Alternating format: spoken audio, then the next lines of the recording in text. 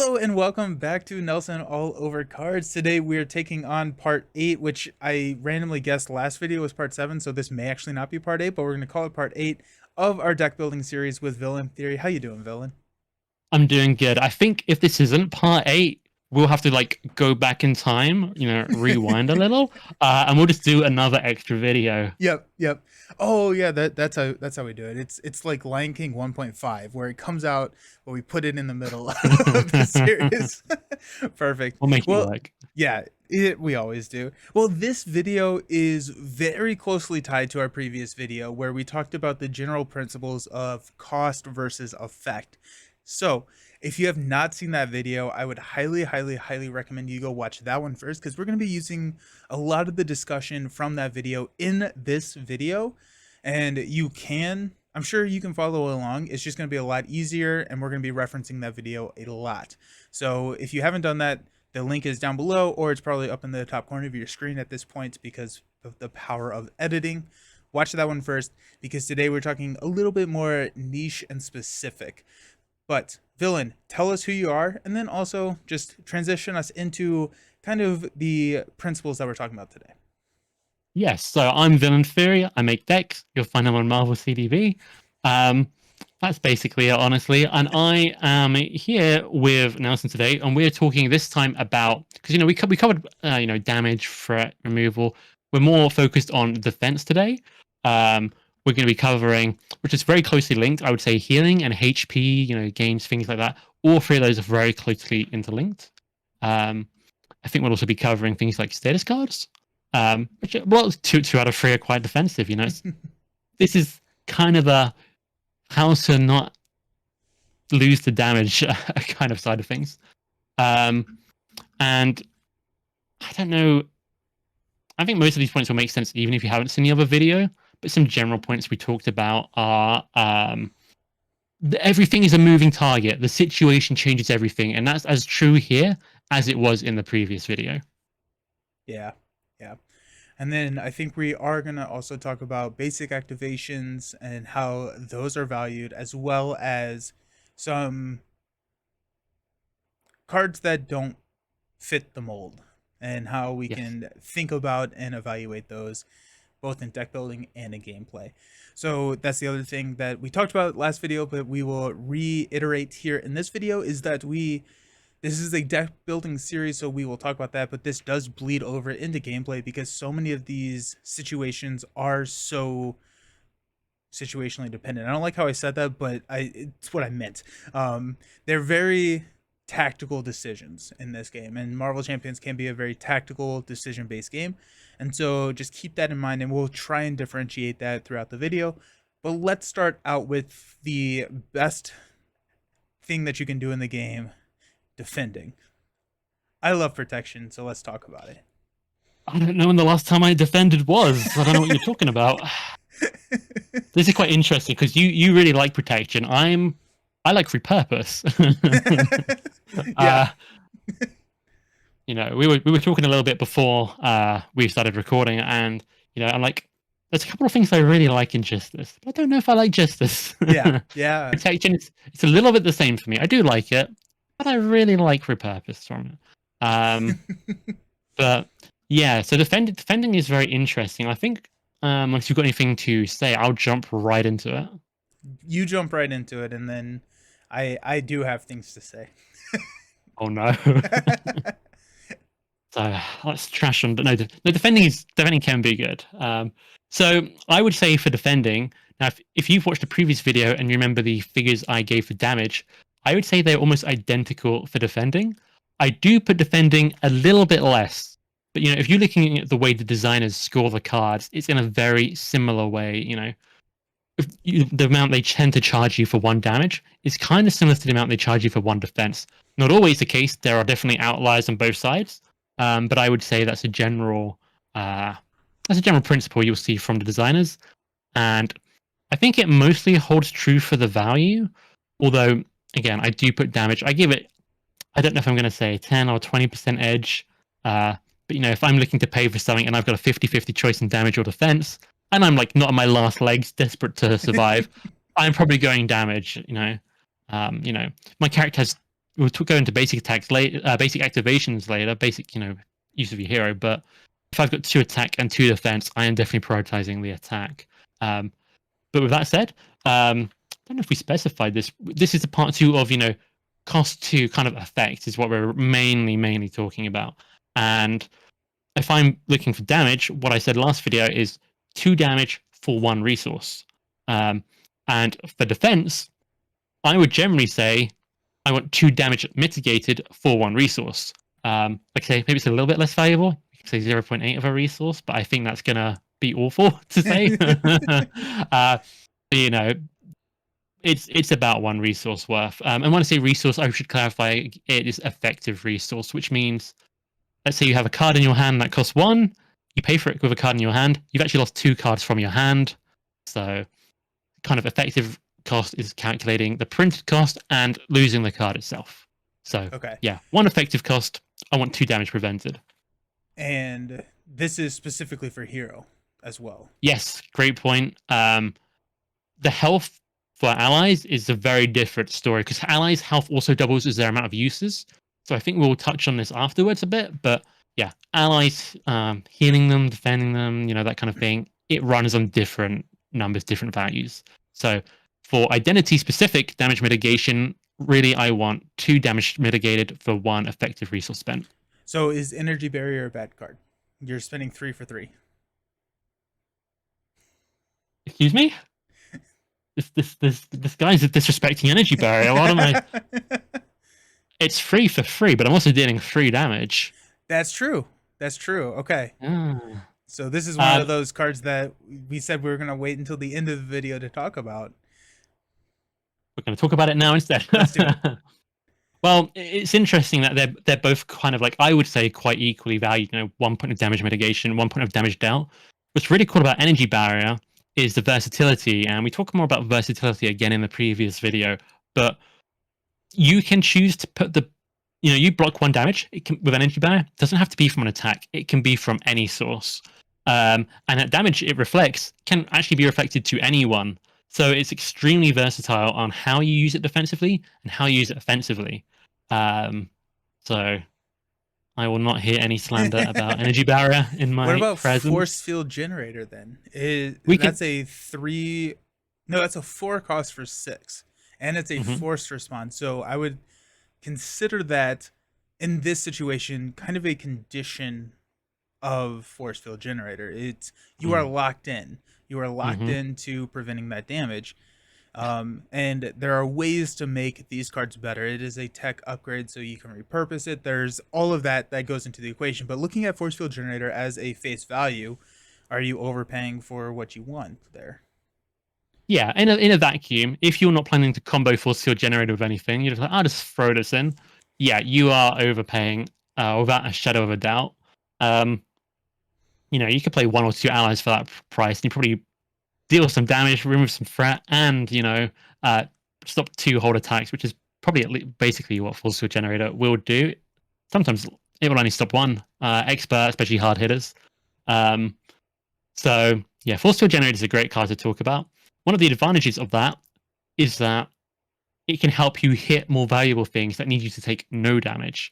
So unflappable, kind of the premier protection card. I mean, it changed protection so much. It made it just so much better value to defend.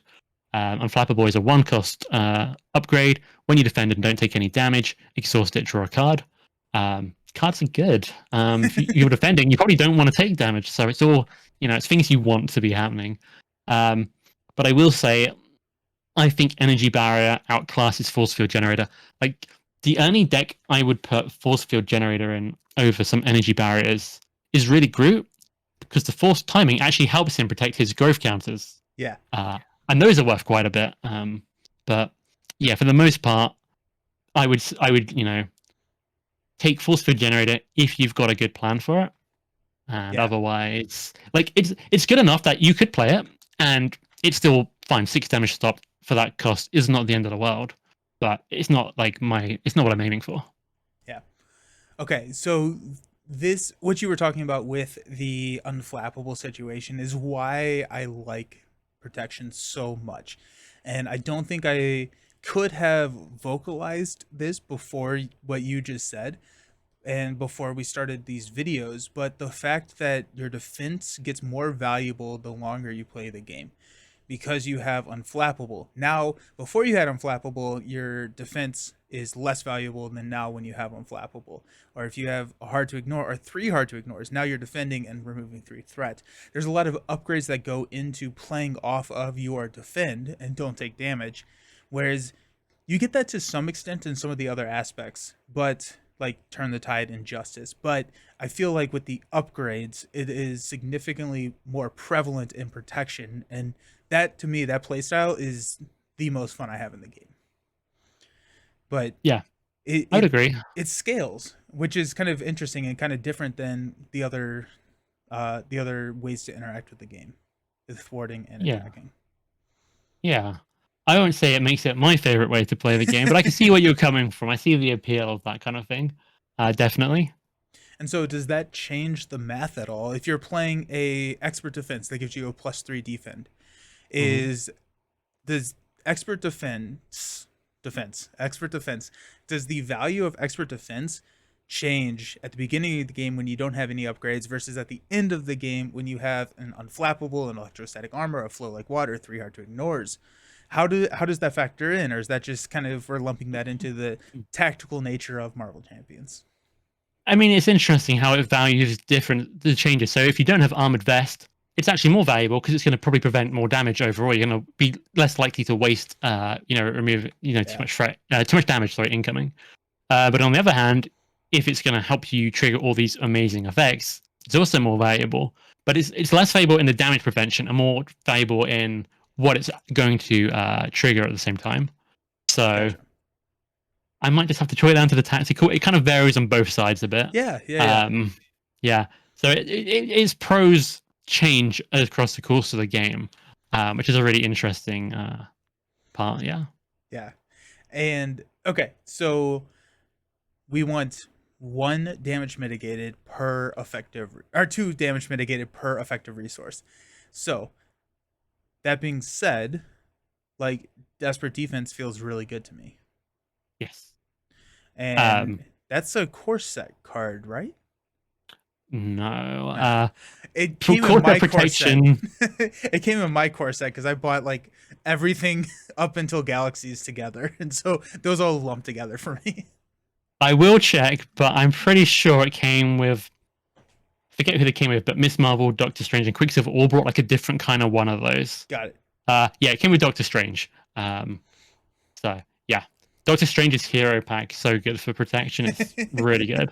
Like whatever you think of Doctor Strange, the protection cards are you can't really argue with any of them. Yeah. um, yeah, Desperate Defense is good. I mean that is a card which readies you up, which kind of comes into the value of basic activations, which we haven't got yet. Um, but the baseline lets you defend again. So if your defense is good, it's giving you good value. Desperate Defense is a really good card. I love that one. Um, I don't think it's the best of the defense events, but it's probably my favorite. I do like being so the advantage of a card like Desperate Defense readying you up is a versatility because in solo or maybe multiplayer where you only want to defend once, you can only trigger unflappable once. Um, you can now attack, defend, or fort. So it gives you that versatility in that aspect, which I really like. Yeah. Or we can also remove encounter cards, that kind of thing. Um, Mm-hmm. doesn't so much directly value, talking about defense. It doesn't quite factor in strictly there, but it does a little bit. I would say with all the cards like this that the perfect defense cards and protection where when you're defending you get this bonus to it, and then if you don't take damage you get this extra bonus from the event. I would say a lot of the time you almost don't care about the bonus defense. It's good when it works. That's like a great extra. But what you're really playing it for is the thing that comes after it. Yeah. I would say most of those cards are costed. Not all of them, but most of them are costed so that the effect you get afterwards is kind of or almost worth the whole cost of the card. Hmm. Like never back down. A stun, I would put. We'll talk about stuns, but I would say that's pretty good value to get a stun. Desperate Defense readying up. We'll talk about this in basic activations, but I guess I'm just going to commit to a little bit now. Readying up is worth, typically the readying cards are worth, they're printed one cost to effective resource cost. That is what the designers put on it. Whether that's exactly what they're worth varies, but that's what the designers put on it. So desperate defense, giving you that ready up while giving you the defense. Your defense is just kind of a bonus.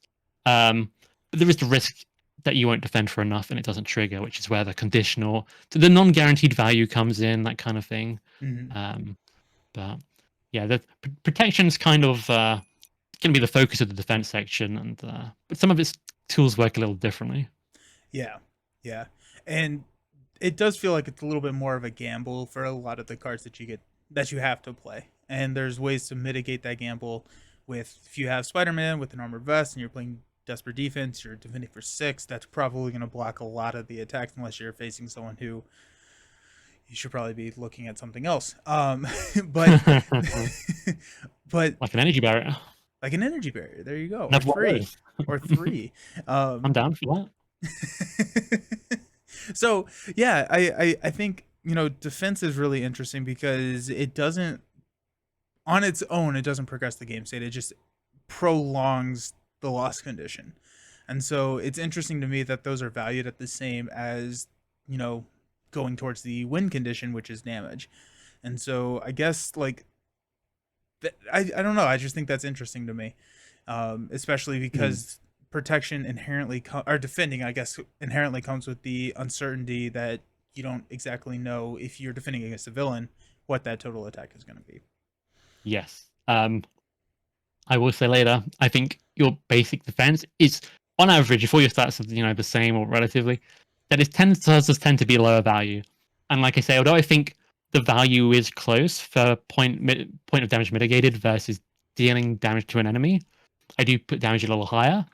But part of it, and we will come to this, is that it's a supply and demand issue. So, well, threat removal is the thing I would say in the game in general that is most in demand, least in supply. Uh, there are actually quite a lot of ways to not, you know, be defeated, because not only do you have point for point damage mitigation that we're talking about now, but you can heal, you can stun, you can block with allies. Um, so I think if you were running a deck that didn't have any allies or any stuns or toughs or anything like that, you would see the value in the defense a lot more, because otherwise you are just losing the game kind of. So Yeah. yeah. Okay. Really interesting. Yeah. So does the value, and I guess this probably could have been a topic that we talked about in our previous video, but does the value of a static increase, I'm thinking armored vest, I'm thinking combat training, that is also probably fluid because you have to evaluate that benefit over time because it's not the immediate benefit of an effect. If you have a 1 cost card that gives you 1 defense, that's bad. But if you have a 2 effective cost, 1 cost armor vest that gives you 1 defense for the rest of the game, depending on how you are playing, how do you evaluate that differently? Yeah. The way so you touched on in our other videos about what events are short term, allies middle, upgrade support's generally long. Energy Bar is an example of an upgrade which is actually middle kind of length one as a quick thing. But the way you kind of value it is the quicker you get it in play, the more value you're getting through that game. Yeah. And also, the more you can ready is the more value you're getting from that card. So you kind of have to look at your hero. How much is it ready? Are you putting any other things to ready up in the deck? Or if it's the defensive sort of side, you're looking at how many times am I getting attacked to justify it, even if I ready up. I will say Armored Vest is particularly good because it's 1 cost. So if you're building a deck around actually using your defense stat, it's kind of an auto include in that regard. Whereas combat training and heroic intuition, I would put a little bit more. Not if you've only got the core set, you're putting those in most decks, I think. But modern day decks, a lot of them actually just forego them completely. Unless if you're a raiding hero, you absolutely reuse them. But I think more and more decks actually don't bother with those cards anymore. And don't forget about downtime. I like downtime. I just like it very selectively. You Fair. know, um, yeah, we'll Downtime. probably talk about. Oh yeah, I sorry. was gonna Go say. for it. I was gonna say. I'll probably talk a bit more about downtime maybe when we get to the healing bit. That's what I was about to transition to. So let's do it. Nice. Um, I will just quickly say for defense, Hmm. a bit like how in the previous video. Maybe I shouldn't say this. I need go and watch the previous video if you Yeah. haven't. No, a bit like how damage is more valuable depending on where you can put it. If you can block any damage, so if you can deal any damage, it's good. If it's locked to the minion, okay. If it's locked to the villain, tends to be less desirable. Um, Same for defense. If you can block the damage from uh, the villain, great. If you can block it from a minion, great. If you can block it from a treachery card, great. You know, that kind of thing. Yeah. So the more flexible it is, which is sort of one of the advantages. Energy barrier would have over Judoka skill, which I touched on a little bit in the previous video. Judoka skill, just a quick recap here. Um, because you're reducing the enemy's attack before you see the boost card, you're actually not sure how much damage you're actually effectively going to be reducing. Because you also have to commit to defend first as well. Whereas with energy barrier, you know what's going to happen, so you're always guaranteeing, you're getting the full value from it basically. Mhm. But also energy barrier, it can work for any kind of damage incoming, whereas Judoka skill is only for the enemy attack. Um, so there's a lot of factors there, and we've touched mostly on protection. Actually, I will just quickly touch on the other ways to defend. You've got a card like the best defense in aggression. Now, generally, your difference between your attack and defense isn't really going to be enough to justify it because you're still exhausting, right? So the actual cost of cards like that, and a Smash the Problem, I could have talked about that in a previous video. Maybe we'll talk about it later. But if you required to exhaust to still get the benefit, you're losing out on potentially using your stats for something else. So it's kind of a Yeah. hidden extra cost. So there aren't a lot of other damage mitigation cards out that I can think of from the other aspects that spring to mind. But a lot of some hero kits have them. Those ones tend to be pretty good. If I take a card like Shield Block, it actually doesn't calculate the point by point damage mitigation. It just straight up stops it. Same as Spider Man's Backflip. Those are Yeah. close to kind of a status card, kind of like a tough card. You just kind of on demand throw out, I would say. Not exactly, but pretty close. Um, but yeah, I think that's pretty much it for defense. I think we can end it on saying that backflip is a good card. Backflip is an awesome card, especially when you um, draw it from Spider Stance to immediately use. Beautiful. Oh, it's such a satisfying feeling. Mm-hmm. Anyways, so we were talking about healing and the transition Mm-hmm. over into healing, with like downtime, your recovery stat, and all of that. But talk to me about and let's focus specifically on hero to start us out. We can talk about ally here healing here in a second. But is healing viable in Marvel Champions? That's gonna be our Healing is clickbait title. I like that. Healing is extremely viable in Marvel Champions, but not every healing card is viable in Okay. Marvel Yeah. Champions. That's how I would put it. Um, so again, I've got a figure in my head for how much healing is worth per resource, and again, it's basically the same as damage and defense. However, with a slight twist. So whereas I would put defense slightly under damage, I'd actually put healing slightly above it. Now, this is situational, but with defense, you have a lot of ways to defend. Like I say, allies, status cards, things like that. Um, but things like allies and your basic defense stat and things like that, they cannot help you if the damage is coming from a treachery or something like that, or some kind of environment that's in play. Uh, you know, there are cards like Energy Barrier. This is the Energy Barrier episode that will help. um, um, but kind of there are some ways of damage. The only way to mitigate them is healing. And with the supply versus demand consideration, healing is rarer, I would say in general, than ways to just block attacks and things like that, which I think inherently makes it more valuable. Kind of defense you're using in the moment. But if you have a lot of health, you can make plans around, I could just take the next attack, or if there's an extra attack, I'll be fine. It kind of gives you room to breathe and plan and kind of, even if you don't end up using it, you can kind of plan around it. Whereas with defense, if you're at risk of losing, you're going to have to commit to this defense, even if the villain gets a really weak boost card kind of thing. Yeah. So there are different things that affect it, but healing I actually really like.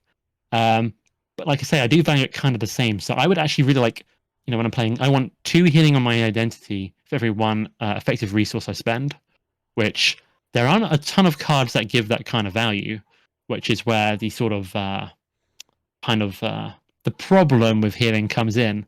But if you can get that kind of value, it's really good. Um, the probably classic healing card is First Aid, Mm-hmm. which is 2 effective resources for 2 healing. So again, that's kind of half of what I'm looking for. But if anyone's played like 3 first aids in a deck, especially in multiplayer, where there's different heroes you can heal as well as allies, you probably use this to help top up a hero, just because one of the main ways to heal is to go alter ego and use your recovery stat, and that comes with a lot of risks, especially at lower player counts like solo. 2 player, not so much at all, but it still is a factor.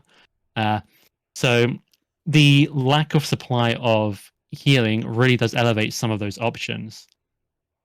Yeah. And we will circle back to first aid when we start talking about ally healing because I have been running a lot of first aids recently. Um, Nice. and it comes into the flexibility, right? Because it's not locked. And the same thing that we have been talking about with damage or defending or threat. Can it only be the main? Can it only be the side scheme? That also works with healing. But I do think that healing is underexplored in the design space of Marvel Champions and something that I hope that we get to see more because just in types of games I enjoy like the healing archetype. Like that's something that I enjoy playing and so I want to do more of that. And I wonder, do you think healing, I guess this is a question that I will pose. Do you think that healing's value increases with player count? Yes. I think if it's healing that can affect anybody, the more Yeah, options you have, the more versatile it is. There is a kind of counter sort of balance here that the more people you have, generally, if the villain's getting extra activations or things, the more flexible you can be with allies or other people defending and keeping them alive. true. Um, but so there is some variance. I would say maybe it balances out, but I would say in general, just having those extra targets is really useful for it. If I'm playing like a deck where I want to heal my allies, but I haven't found them yet, and I've got first aid, maybe my buddy's got this ally out. Boom! Now I've got that extra use. So yeah, I would say overall it's a net gain in multiplayer, especially with some of the cards like Second Wind, which isn't going to hit the value I've described here whatsoever. Um, and generally is a very unpopular card, but if you are going to use it, having extra targets makes it a lot better. Yeah. Okay, so I guess like I'm trying to think what card hits that value that we have in the card pool. Mostly signature ones. So Okay. from a deck building perspective, you kind of have to try and work for it and find it. But you do have cards that are maybe not quite there, because a bit like with defense, what I'm saying here is sort of my ideal, but it's not like that's the only time I will include it. A bit Yeah. like what I did with the last video with damage. If I'm getting 1.5 healing for every 1 resource, I'm happy with that. Um, if I'm getting 1 for 1, just supply and demand for healing, actually not the worst. It is situation dependent. If I'm almost full health, I'm not paying that. Not a chance. But Right. sometimes I might. Um, you can't win the game if you're got 0 HP. Um, there are cards in the pool that can do it though. For Thor and Valkyrie, you have Godlike Stamina, which also removes the status card. So it's actually got that can even be even better than that. Yeah. The value isn't guaranteed from a deck building perspective, and is guaranteed when you're ready to use it, but it's conditional that you need a minion. Is Moment of Triumph in Okay. Yeah. Aggression, which is a really, really good healing card. I think a card that does hit that value, although it is conditional, is Precision Strike as well that we have now. It's 2 effective cost, 2 damage, 2 healing. So it kind of balances out because that's what I'm looking for, half and Yeah. half for both. So there's a few cards around. Oh, making an entrance in Justice is particularly good. I think that's I love that card, especially for like 2 player. I feel like kind of maybe a sweet spot for it. I really like it there. So there are good options for healing. And Med Team is way better for healing allies, but I've definitely used it on heroes plenty of Mm-hmm. times as well. So it's definitely there are some valuable uses for it in the card pool. Oh, United We Stand. You can have a 0 cost card on expert heal 2 or 3 on different characters, depending on the villain, or 1. It depends on the villain stage, but on expert, it's particularly good. Yeah. Okay. Okay. Yeah. There. Let's just transition into allies at this point. I feel like I feel like the heroes is underexplored. And I like what you said about you can't win the game if you're at 0 health. And so in Mm, that sense, it does have inherent value because it can prevent you from losing the game. But a yeah. lot of the times, it's just a lot more valuable to chump with an ally, to, chumping an ally a villain attack of 6, you're paying significantly less than healing than, the 12 resources or the Yes. 3 Yeah. resources that you would need to pay for the 6. That being said, healing is a lot more prevalent with allies because allies are so versatile. And so you're Hmm. running med teams, you're running first aids. Does the cost benefit per heal vary if you can target an ally? Yes. I'd say it varies humongously. It depends. So the value of hitting an ally varies humongously depending on what the ally is. That's Yeah, the kind of the thing here. It's a moving target. Something I'll just touch on quickly for like healing. I would say it's more of a last resort kind of thing, but when you need it, you need it. yeah, And I think for identities, that's what kind of elevates it quite a lot.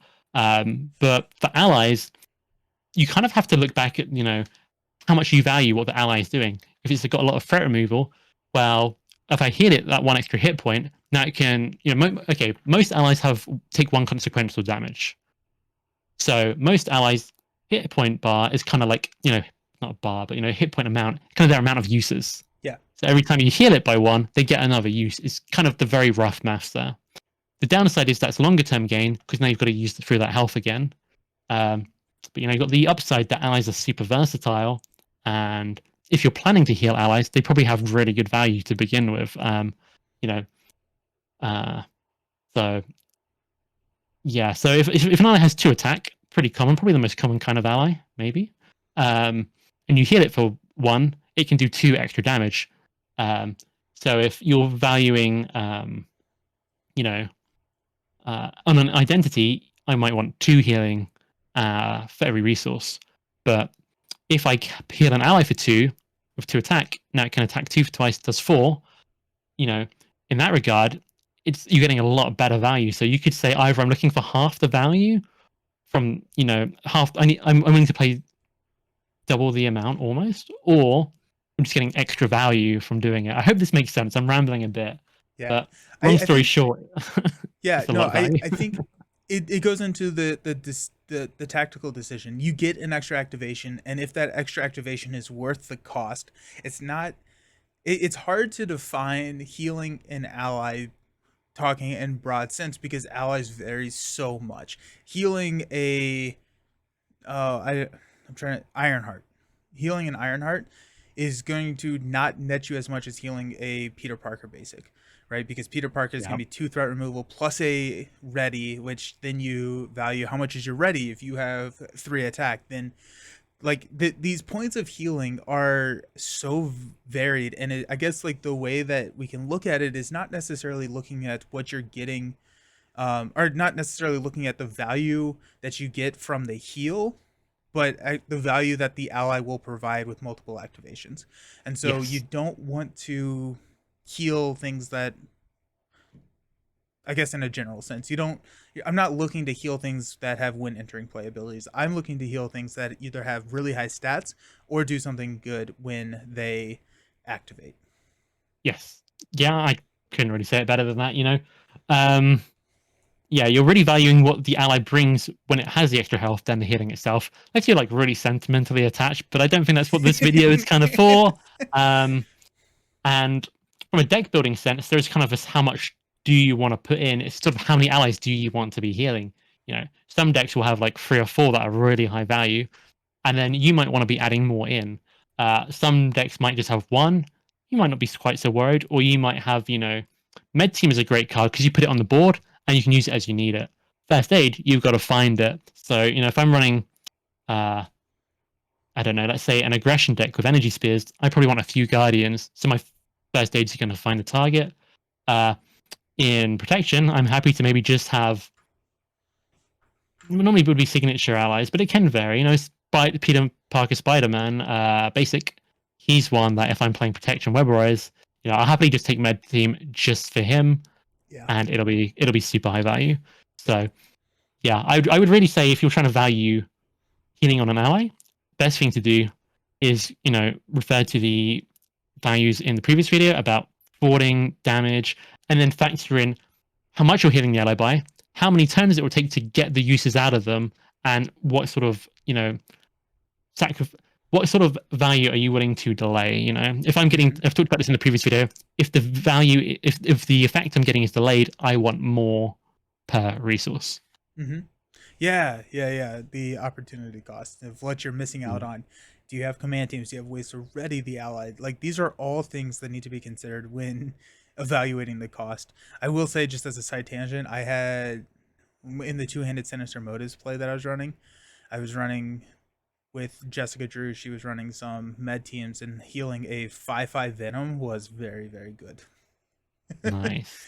Just like with having that, oh my gosh. But it's so varied, and that's why first Mm. aid can be a really good card or not a good card, depending on the deck that you're running with the allies that you are and the benefits that you're going to be getting out of those allies.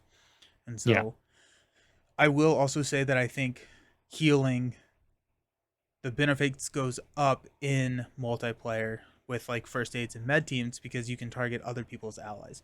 So if you are Yes. running a protection, there are not a ton of great targets for a heal in protection. There are some, but a lot of the activate come with a trait locked basic or outside of protection. So if you're running with a leadership player that wants to keep their allies on the table, they have giant man or whatever, med team becomes very valuable at that point. Yeah.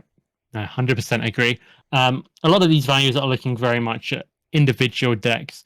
If you comboing with somebody else at the deck building stage, or coincidentally you just happen to have picked the right deck for the help the other player, yeah, your value can be just extremely good. So healing allies, if you've got enough defense or healing or damage mitigation to not need to block with them, if you can set some up with maybe upgrades, things like that, the healing can just go. Yeah, it can go really good. Is that the best description I had? I guess it is. Yeah, the healing allies very hard to specifically quantify. It varies with almost every single ally, but generally is good. Generally is you know you could, I think, if the board is calm. I also think this is quite a factor. If the board is very calm, you can quite happily bank up more HP, more uses from the ally to use later. But if you're in, you've got a problem, you might, rather play more direct solutions. So that's another factor to keep in mind. Yeah, you don't want to heal an ally if they're going to chump. Yes. um, yeah, and I think to piggyback off of that, we've kind of outlined the definition of what a point of damage, a point of threat removal, a point of defense is worth. And so that kind of goes into that equation when you're at the table sitting there figuring out either or building your deck is, are you going to get the value out of healing when you take into consideration what it the effect actually has on the game state. And so Yep.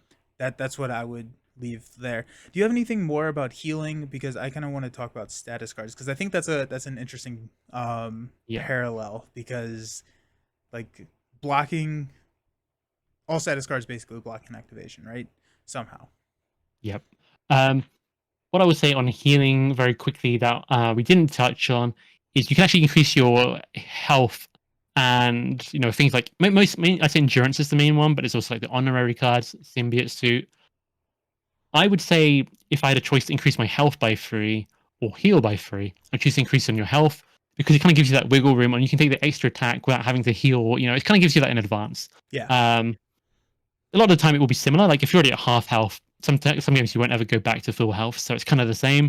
But it's just worth keeping that in mind that although endurance is kind of like a too effective cost for free health, it's kind of hitting that 1.5 per resource rather than like the 2 I'd ideally like, because it's quite cheap, it's flexible, because you're getting that extra wiggle room. Endurance is a solid card. In the full modern day card pool, I don't think it gets included as much anymore.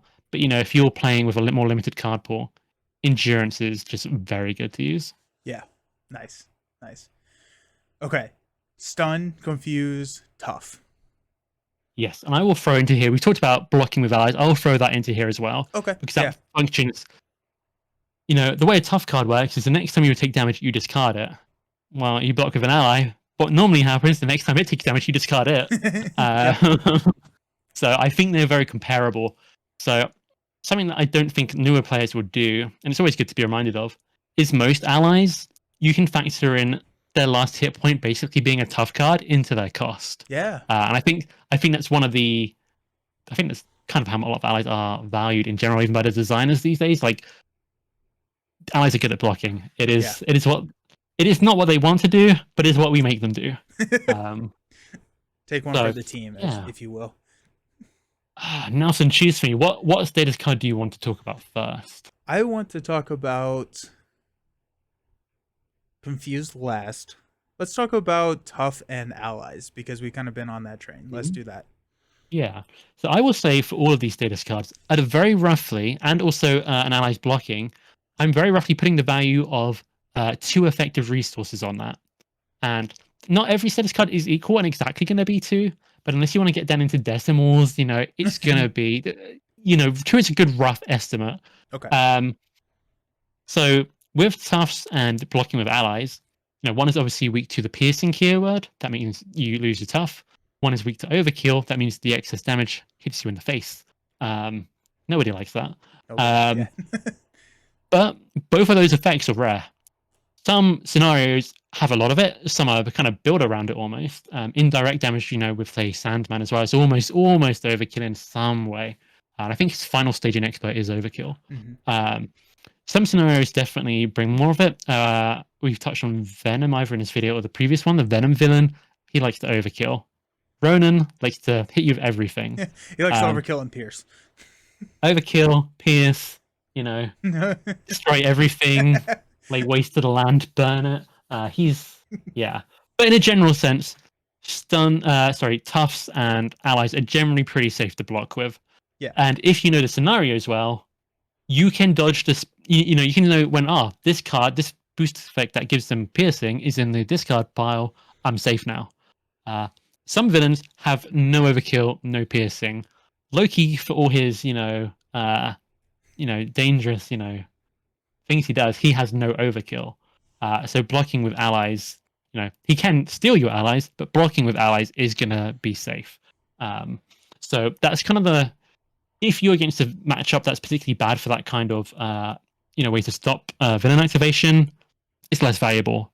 But in general, I would say I think most people value them around 2 effective resources. But again, it's a moving target. If the villain is dealing, if they've got a printed attack of 0 or 1, now your blocking the activation is worth less. If it's Thanos, maybe he's got an extra boost card as well.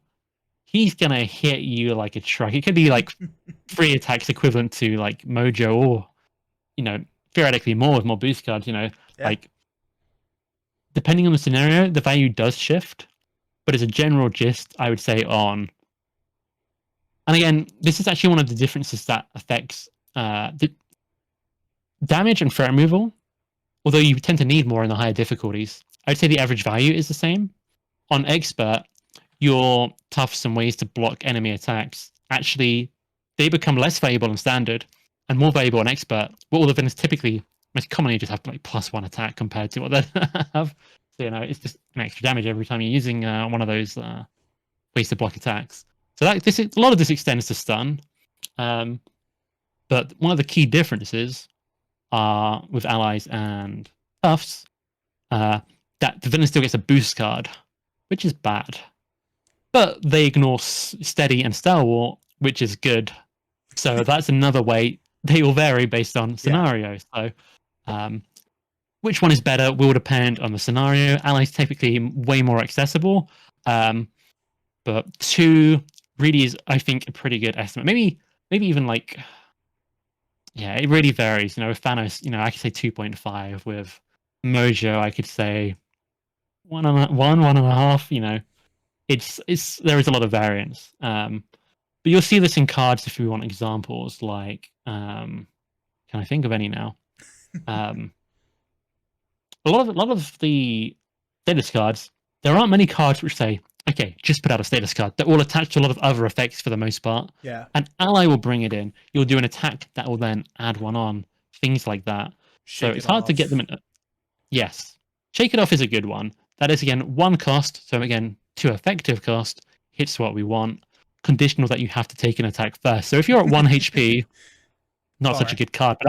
But outside of that, I've actually been testing a Star-Lord deck with it recently, getting a lot of value out of it. Really enjoying that card. Nice. Again, because not a card typically used a lot.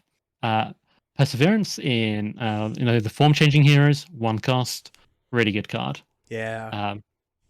And we are very soon keep this video relevant for the future. Justice is getting a little card with Psylocke called Upside the Head. Yeah.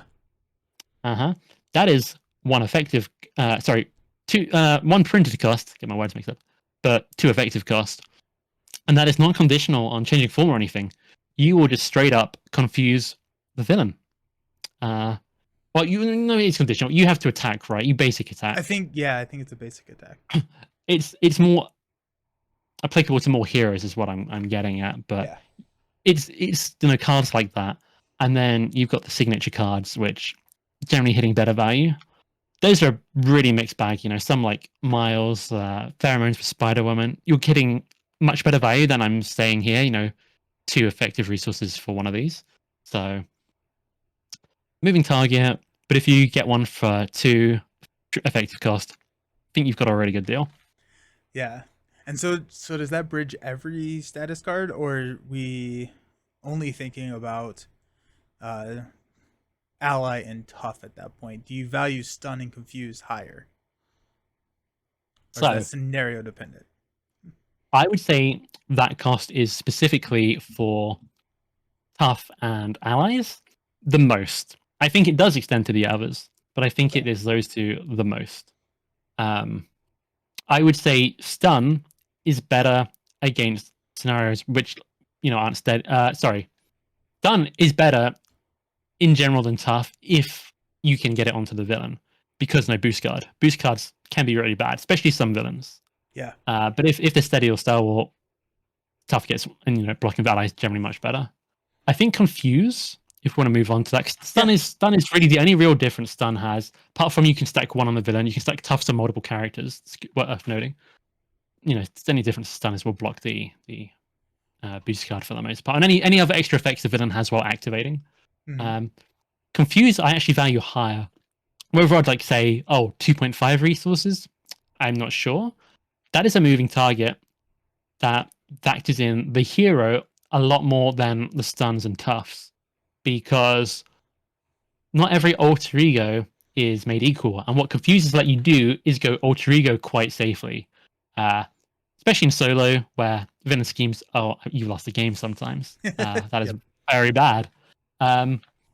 Alter ego like Captain Marvel, you're getting a lot of resources per time you go alter ego, so being able to safely go alter ego is extremely good. And as we've established, that threat removal point for point is worth more than damage, so is mitigating threat is worth mitigating damage a little bit more. So confuse definitely the most powerful of all those effects, I would say.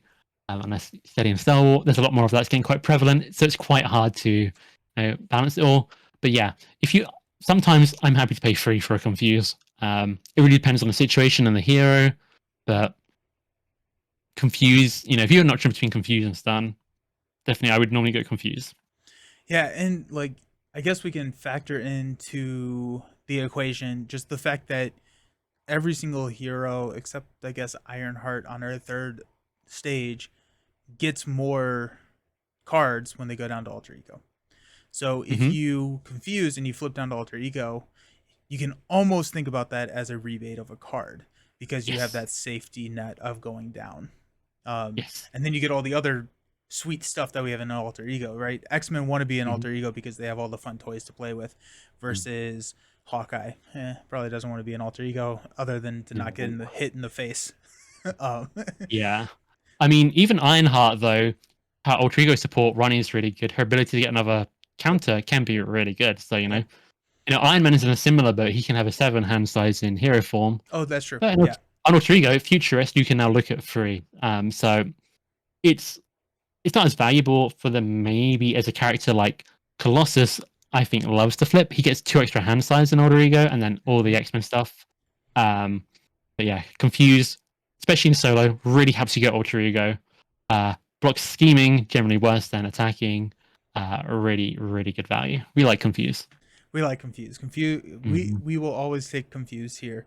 Um, yeah, yeah. Do status cards have a varied cost based on player count? Do you value status cards more in solo versus multiplayer? Or are they about the same? Some people say status cards do fall off a lot in multiplayer. I don't think that is true. I think the demand per deck falls off because what I call it is a status card traffic jam, where it's like, oh, I've got this really good stun. Well, I've got this really good stun. You can only put one. Only one can be on the Right? villain. You know, only one. Yeah. Sorry, you No. again. No, I was just saying. I was just saying right.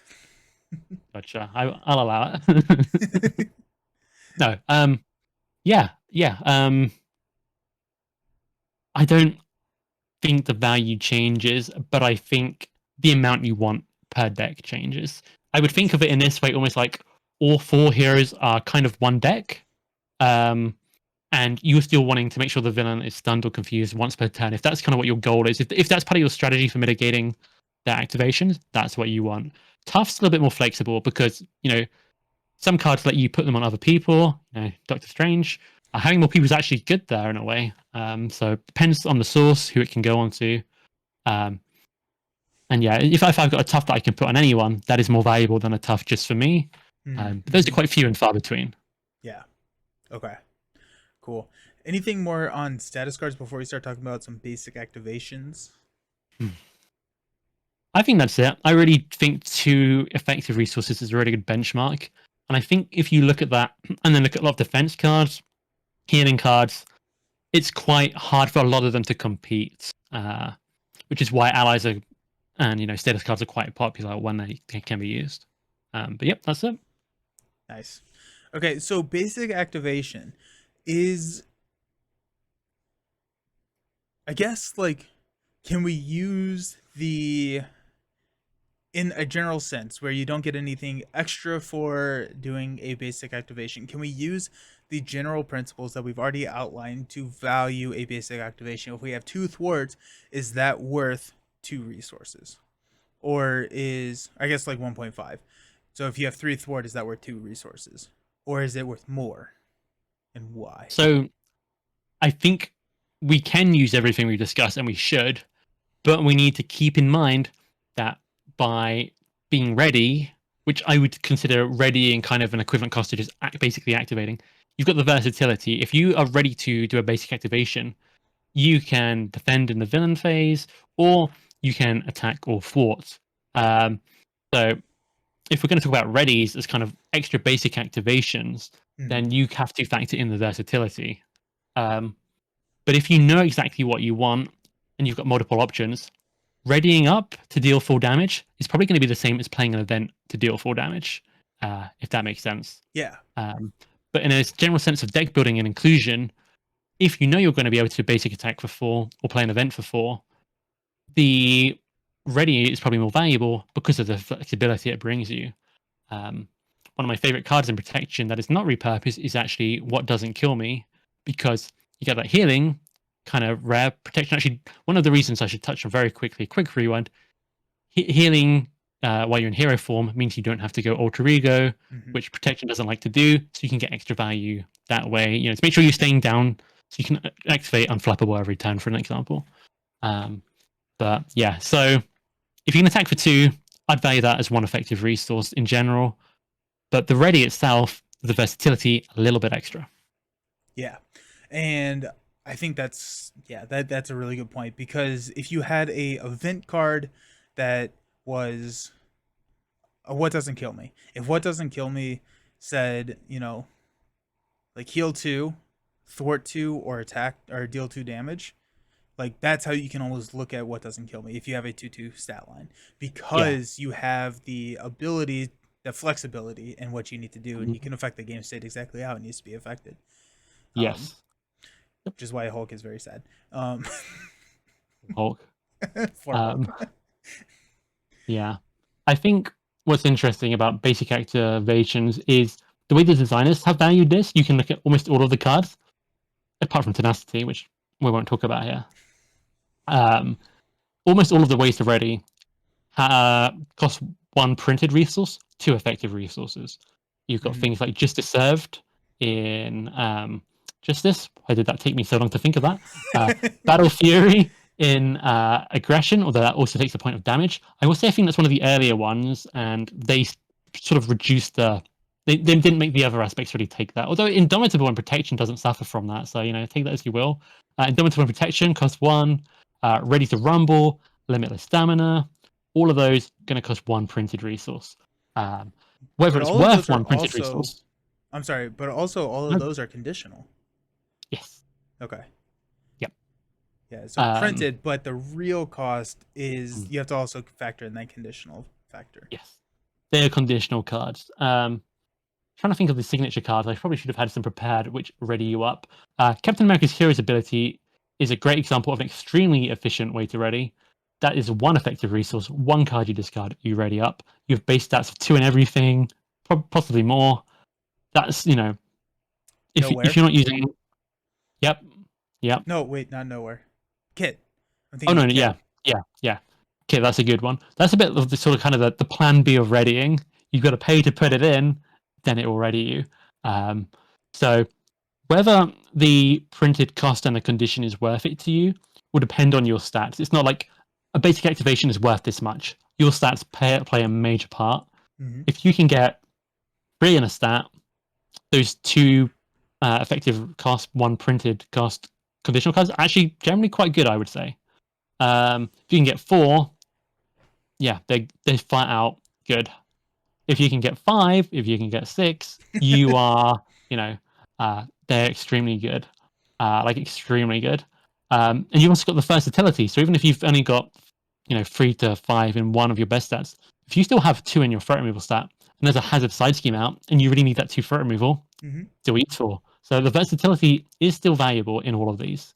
Um, I think one of the better readying cards for for one tribe, one trait is Earth Smite Heroes. It's conditional, but it has a cost of 0. Um, effective resource 1. So there are some really good ones out there. And if you have good stats, definitely worth trying to use them. I was just going to say, I was just thinking of saying, there are other examples other things that sometimes a hero will need to do a certain thing to achieve something, and that will go beyond just the stats. So an example of that would be Shadowcat, who needs to do a basic attack to end up phased, so she can defend, for no damage. Mm-hmm. Um, so that's an extra factor in readying. There's a lot of little examples, I could probably bring up that will vary with hero. Upcoming card, I think people are going to like specialized training. When you do a certain type of activation with the upgrade you get, you will get to draw a card. So being able to ready to ensure you can do that becomes a little bit more valuable. And it can also be used as a fairly cheap way to remove a stun or a confuse that is on you, which is Mm-hmm. a very relevant use. So yeah, they're very flexible. Yeah. So I think this is an interesting transition to a card that we talked about in, I believe, our resources video, which is meditation. Yes. And so meditation takes your basic activation. I guess before we talk about meditation, we can talk about cards like push ahead, go all out, the best defense, all of that kind of stuff, which causes your hero to activate, has that hidden cost. When we were talking about this earlier, has that hidden cost of Mhm. whatever your basic activation is. And so Yes. there's always that to consider. But meditation is interesting. Meditation is an alter ego action that costs 0. You exhaust your hero, play a card from your hand, reducing that cost by 3. So that's a little above the curve. Yeah. Is That it? one's a really interesting card. Yeah. So the way I sort of think about meditation is it's kind of like a double resource, and then you're kind of exhausting for the extra one off. But and kind of like go all out. So if I'm using meditation, yeah, I'm getting maybe a couple extra resources compared to a regular card, or 1 extra compared to a double resource. But now my hero, I can't use them. So if I've got a massive attack stat, that's kind of a massive cost. Mm-hmm. But if I don't really care about my hero activating, maybe it's only got 1 in each stat. Maybe you know it's only got a good attack stat, but I've got tons of good attack events or upgrades. I'm thinking like War Machine. Then I don't care about the uh, the basic activation that much. So in a way, meditation rewards characters who don't like basic activations otherwise in some regards. Hmm. Um, so it's a really interesting card, and I hope we get a little bit more like that. Yeah. Yeah, it's almost the opposite, where you are paying into a ready. This way, you're actually like paying your ready for money, and it's like one of the very few Mhm. cards that we have the opposite effect of what you typically pay for. And so I think in that sense, one, it makes it pretty unique, but two, it also rewards specific heroes much more. But Yeah. alter ego locks, so people who want Also, confuse, there's a mhm, lot going on there. Um, cool, yeah. So talking about more versatile cards, and so this is where I think the game comes into play, right? We can talk about numbers. We want 2 damage for 1 effective resource, but if every single card was printed that way, it's not an interesting game. It yeah. just it gets very boring. But when you have versatile cards that do multiple effects or have conditions or break and do this if you do that, I'm thinking like cards like first hit. Like how do you evaluate those? I know you have a lot of cards on your list, so I'm going to let you drive the conversation, but I think that's a fun topic that we can dive into at this point. And you can use everything that we've talked about in this and the previous video to help evaluate the cost, or I guess the cost benefit of those cards. Yeah. So if everything's a moving target, if you've got cards that do two kind of different things, you've got two moving targets. So the way to evaluate is kind of almost to see them as separate pieces, I would say. Okay. So one of the examples I have on my list, which I'm going to just jump to, is concussive blow. Okay. Yeah. So it's bringing damage and it's bringing a confuse. So you could think of choosing to play it like you're playing an attack and you're playing a confuse separately. You have to play them together, but you can evaluate each bit kind of on its own. Um, like, do I need to confuse this much that it's worth putting this much damage onto the villain if I wouldn't otherwise want to put that damage on the villain? It's kind of a tug of war between the effects in those kind of cases. Um, and it has other competition, because it's a free cost card. You could compare it with Sonic Rifle, um, which can be two confuses, or it can also be a confuse and free damage on the villain, but over different turns. So you can get more value from it longer term. Concussive blow is getting you more in the short term. Mm-hmm. Concussive blow is sort of hybrid with damage on the villain and confuse. Um, you know, it's coming from these different angles. I don't think there's like one cheat code saying, "Oh, if it can do this, this is what it's worth." Um, but I will say, sometimes some of its parts elevates a card. Sometimes it lowers it because with concussive blow, if I could just extract the confuse and ignore the damage, it would be, and adapt the cost respectively. It would be a better card in my opinion, Mm. because putting a few damage on the villain and confusing the villain are completely different things you're trying to do. Right. Uh, Yeah. so, and confuse, I would say generally, we've talked about how much I like confuse. I think it's generally very efficient. So, and it also has the physical resource requirement, which again is another little factor to weigh into things, um, to get both effects. So I don't know if this has made any sense or helped anyone, but yeah, you kind of got to weigh up the whole of the card, not just the one effect you want. Right. But if the one effect you want is particularly useful, then you go for it. If it's got multiple uses, like first hit, I think you said, Mm-hmm. um, don't really like that card. So I'm trying to think of one I would really use more. Um, there are cards with like choose A or choose B, Right. different things they're relevant in. Uh, I will quickly scan the card list for one of them. I mean, I guess Ready's kind of fall under that umbrella in a Yeah. way. Yeah. Yeah. Um, it's just weighing the versatility. Is this one effect worth it, or am I gonna do I like both effects? You know, and maybe having the versatility of two effects makes it worth it.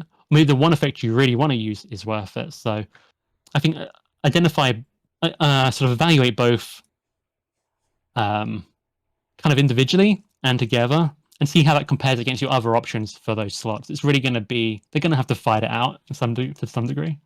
Yeah. And the other thing, which I think having more effects on a single card inherently is better. Just because it's card efficiency at that point, because you don't have to draw two cards versus the one card.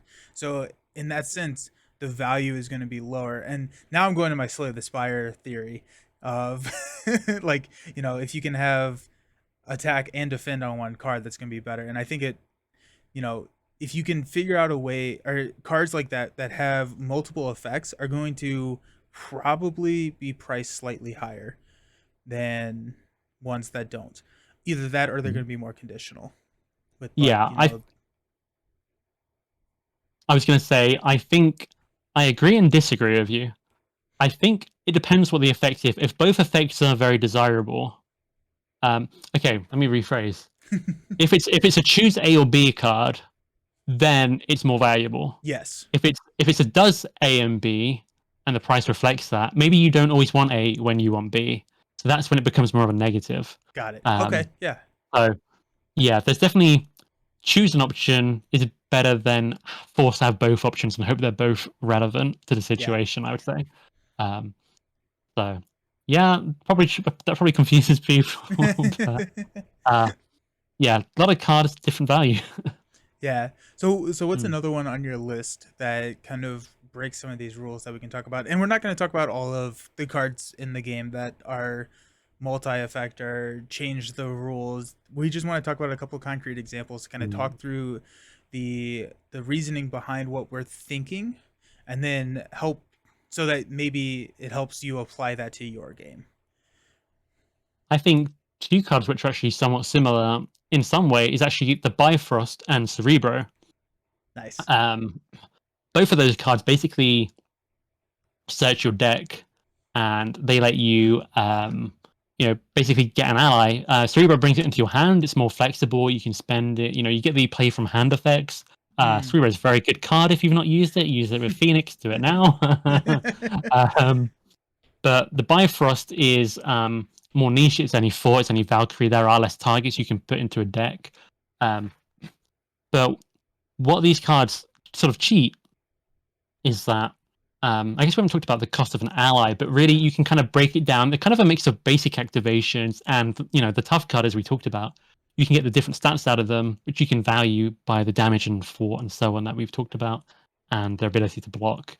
But what the Bifrost and Cerebro do is that if you consider them as letting you play an ally, because you're grabbing it from your deck, not your hand, you're not using a card from hand when you play it, so it's kind of one cheaper. Cerebro does put it into your hand, so it kind of like adds it in, but uh, either way, you're kind of gaining a card when you're using them, Mm-hmm. which I think is really interesting. So you could consider them to give you a one cost discount or generate one resource, one card draw when you use them. But I think what makes them interesting and break the rules is that if your deck runs out of at the specific allies that they find, they're completely offline. You're not getting value from it anymore, and I Right. think that's quite interesting. Cyclops can have all the X-Men under the sun, and now we have X-Men Instruction, so we can kind of put some back in if we want. So it doesn't tend to be such a big problem with Cerebro, but I think 4 with Bifrost is a great deck. But if it runs out, it kind of And it's not a good feeling. there's not a ton of targets for Asgard allies, whereas the No, X-Men we have a, a a nice amount, a healthy amount of a X-Men very allies to healthy choose from. amount. And um, so yeah, and I like the idea of it not only gets the ally, but it also discounts the ally's cost, either mm, by adding it to your hand, or you're paying the printed cost, which is then the effective cost of that card if you're using the Bifrost. And so that I think is really interesting. And just like yeah, Cerebro, you can just use it for another card. If you need to drop the Avengers Mansion or the X Jet, then you can pull a card and use that card as the resource at that point. Um, yep. yeah, yeah, and those are I, fairly mm, inexpensive cards to play mm. too. I was going to say those downsides shouldn't really ever put you off including that card. I would say because it's so good. both of them are so good. Um, but what I would say from a deck building cost to effectiveness, it's probably those cards are baseline such good value. I think you're still probably going to include them no matter what, but it will affect the value of the allies you're putting in because it Mm, really greatly incentivizes the including more of those allies, especially Asgard, uh, that kind yep. of thing. And I wonder, I've got no idea, but maybe a future trait, or maybe they'll revisit one. Maybe we'll get something else kind of similar.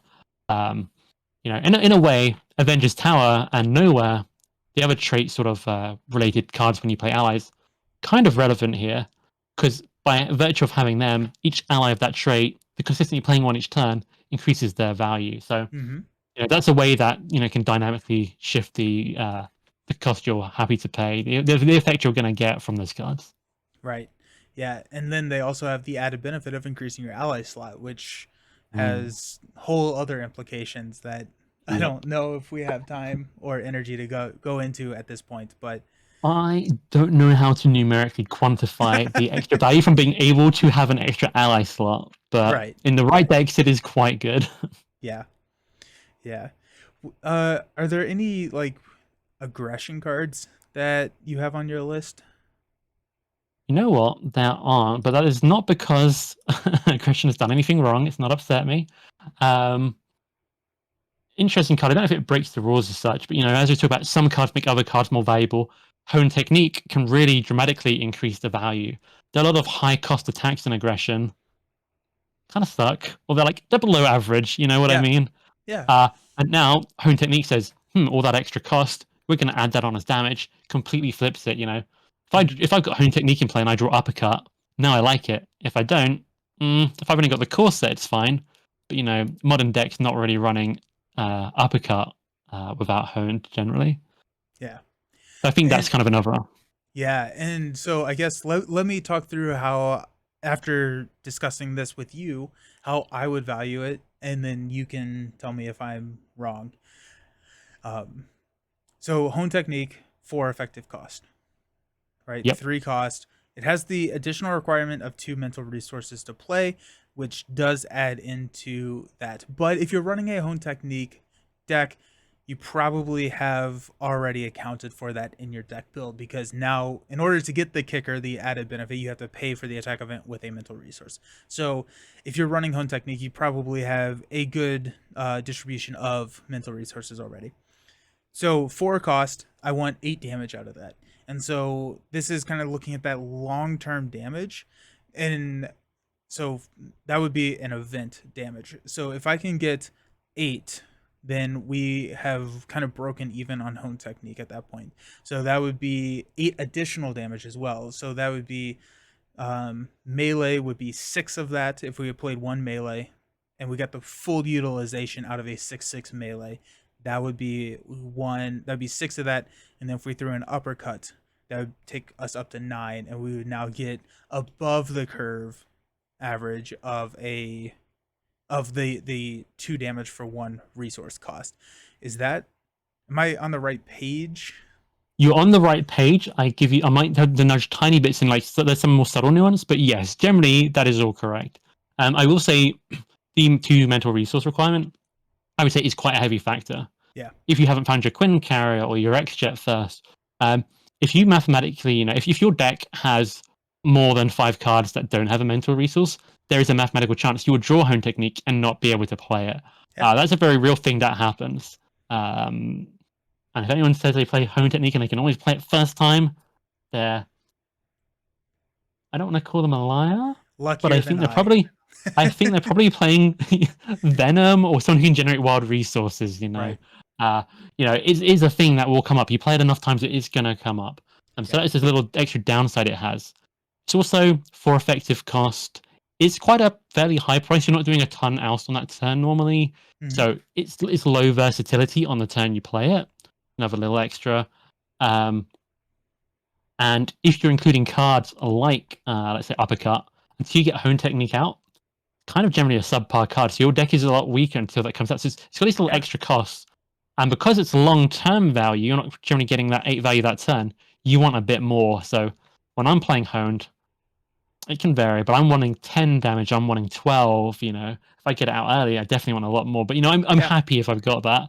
But yeah, I would say if I've only got 8 damage, I'd probably rather have just played a couple extra attacks in Yeah. personally because it would have been more flexible. So Mm-hmm. I'm looking for, honestly, I'm gonna say like 11, 12 plus is what I would really want to get out across the game. Yeah. Okay.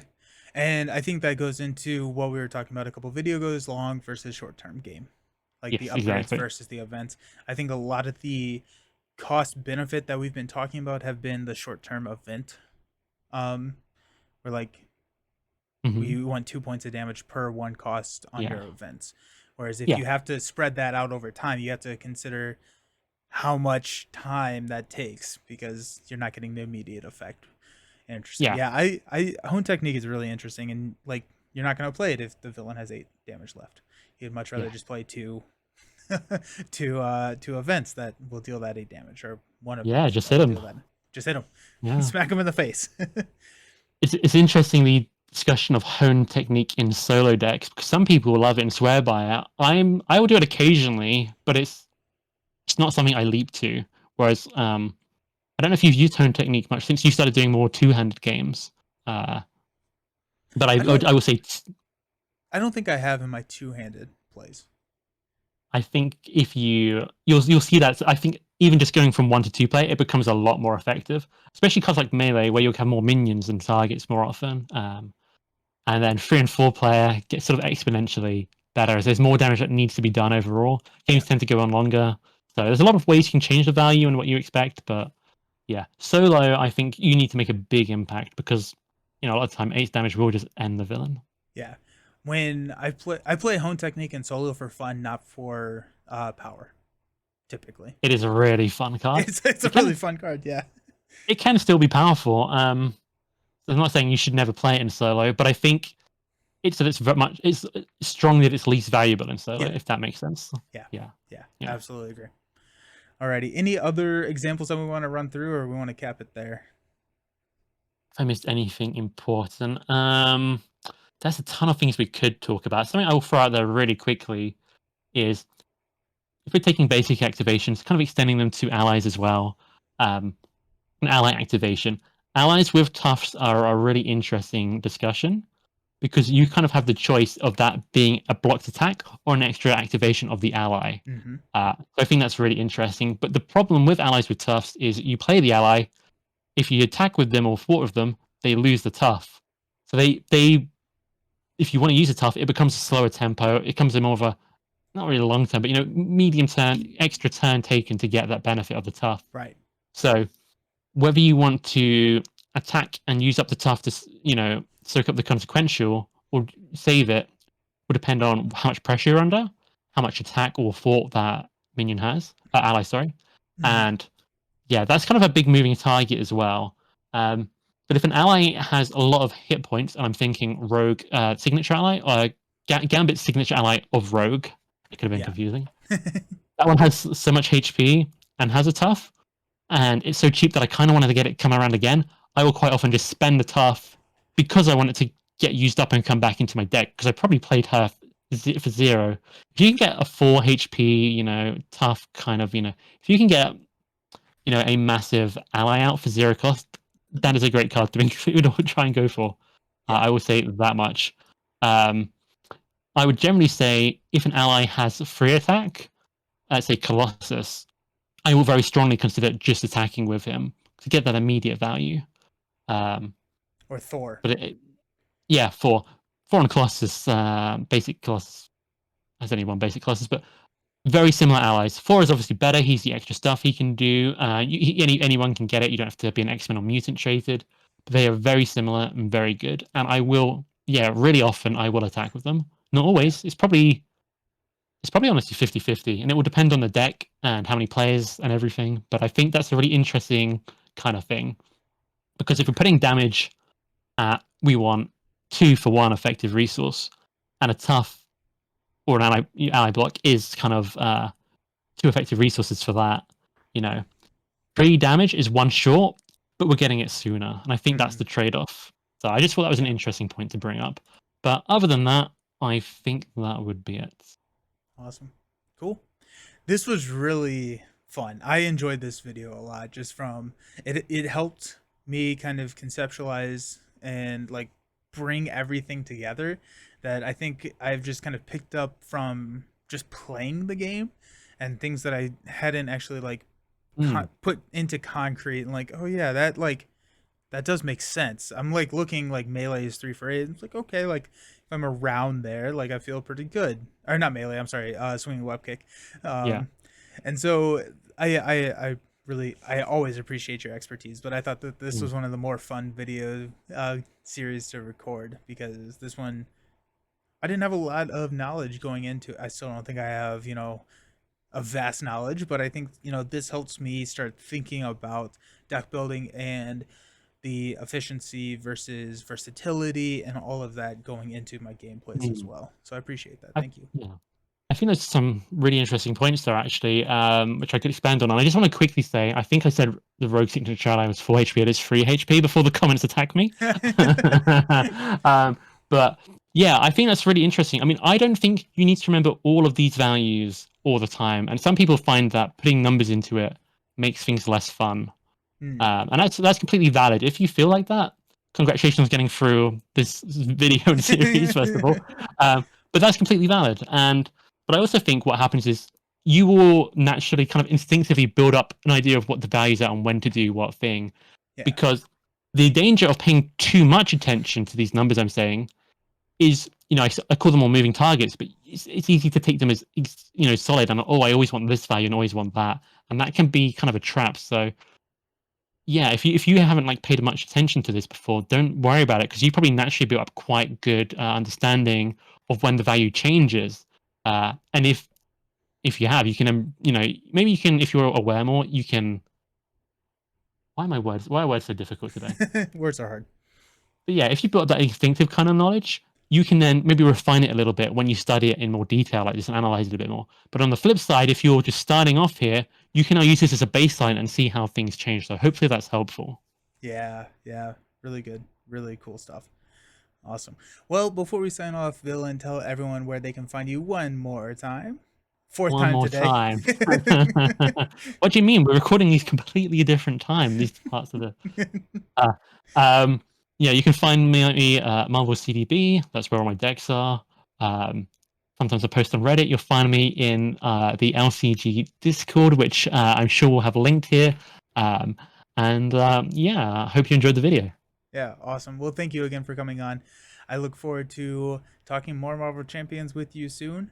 And yeah, everyone, hope the video was helpful, and we will see you around. Peace. Yeah. Bye.